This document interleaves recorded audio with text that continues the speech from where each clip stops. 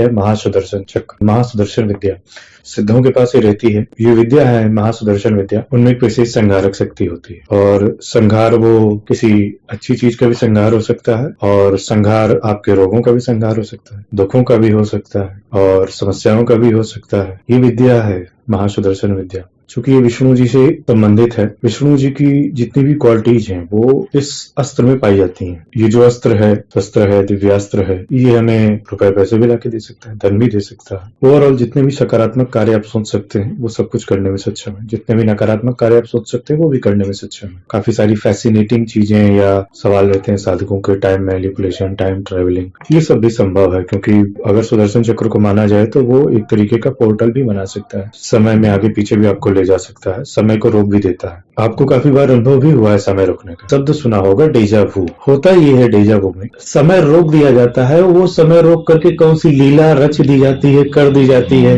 काफी बार दैवी शक्तियों द्वारा, काफी बार आसुरी शक्तियों द्वारा, काफी बार सकारात्मक शक्तियों द्वारा, सिद्धों द्वारा, महासिद्धों द्वारा, उनके पास ये ऑर्डर रहता है, इस पावर का यूज कर सकते हैं। तो इस चीज में जो भी लीला होनी थी कहीं वो हो जाती है, तो ये डेजावू का सीक्रेट होता है। तो ये एक उदाहरण था। और महासुदर्शन जो चक्र है वो भगवान महानारायण धारण कर, जो कि द सुप्रीम है, मतलब उनसे ही सभी प्रकार के जितने भी नारायण है वो उत्पन्न हुए हैं, जो कि अलग अलग सृष्टि, अलग अलग ब्रह्मांडों में कार्यरत। तो जो मूल स्वरूप है उनका वो भगवान श्री महानारायण है। उनके पास जो ये अस्त्र है इसे हम कहते हैं महासुदर्शन अस्त्र। इसकी साधना तो किसी भी चीज की जा सकती है। अगर हम भगवान महानारायण की साधना में रत रहते हैं, उनका नाम जप करते हैं, उनकी भक्ति करते हैं या उनका मंत्र जप करते हैं, तो उनके जो अस्त्र शस्त्र है उनकी साधना भी बिल्कुल हो सकती है। पर बात यही आ जाती है कि साधनाएं मौजूद तो हैं, जागृत तो हैं, लेकिन उन साधनाओं को लेने वाला या धारण करने वाला या उसका पात्र होना बहुत जरूरी है। वो ये जो इतना लंबा उदाहरण देकर समझाया, उसका मतलब यही था कि जो ये महासुदर्शन विद्या है,